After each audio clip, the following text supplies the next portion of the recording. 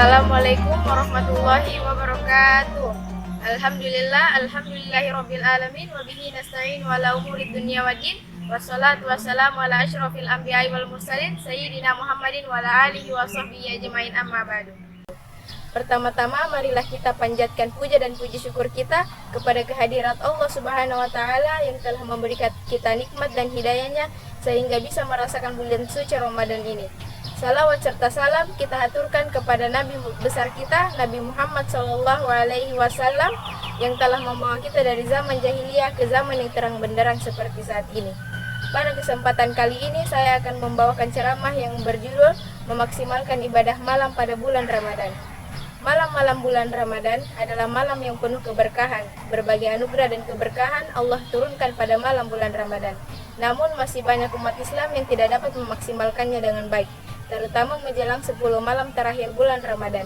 Lihat saja fenomena sebagian umat yang mulai melupakan sholat tarawih di masjid. Jamaah semakin maju, bukan maju dengan bertambahnya orang yang sholat berjamaah, melainkan semakin maju safnya akibat sedikitnya orang yang masih bertahan dalam saf sholat. Bahkan ada yang menyindir di 10 hari terakhir, jamaah di masjid semakin banyak, hingga menyebar ke berbagai pusat perbelanjaan. Penyebab fenomena semacam ini tentu karena banyak faktor. Di antaranya adalah kurangnya pemahaman terhadap karakter dan keistimewaan bulan Ramadan. Hal ini terbukti karena banyaknya orang yang berdesak-desakan di pusat perbelanjaan. Mereka lebih senang antri untuk berebut promosi-promosi yang telah ditawarkan oleh pihak produsen. Padahal saat itu juga Allah telah memberikan bonus besar-besaran kepada mereka yang ingin beribadah pada malam bulan Ramadan. Belum lagi tradisi mudik lebaran. Bukannya dilarang, namun apabila tidak hati-hati, berbagai bonus yang diberikan Allah Subhanahu wa taala bisa tercecer habis sepanjang perjalanan mudik kampung. Kaum muslimin yang berbahagia, Allah Subhanahu wa taala berfirman di dalam Al-Qur'an, A'udzu billahi minasyaitonir rajim. Bismillahirrahmanirrahim. Kanu qalilan minal laili yahjaun wa bil ashari hum yastaghfirun. Yang artinya, mereka sedikit sekali tidur pada waktu malam dan pada akhir malam mereka memohon ampunan kepada Allah Subhanahu wa taala. Quran surah Az-Zariyat ayat 17 sampai 18. Ibadah malam sangat dianjurkan oleh agama, terutama pada 10 malam terakhir bulan Ramadan.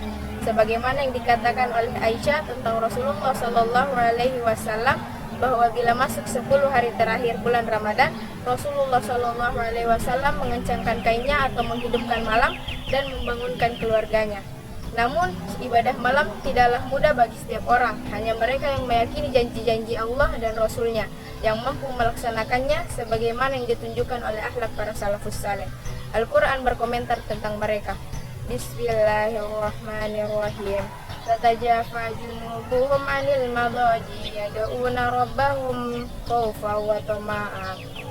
Yang artinya, lambung-lambung mereka jauh dari pembaringan karena mereka berdoa kepada Rabb mereka dalam keadaan takut dan berharap kepadanya.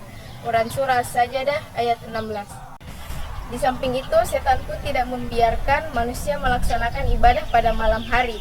Ini sebagaimana yang diriwayatkan oleh Abu Hurairah bahwa Rasulullah SAW bersabda, setan mengikat tengkuk kepala seseorang dari kalian saat dia sedang tidur dengan 3 tali ikatan, di mana pada tiap ikatan tersebut setan membisikkan, kamu memiliki malam yang sangat panjang, maka tidurlah dengan nyenyak.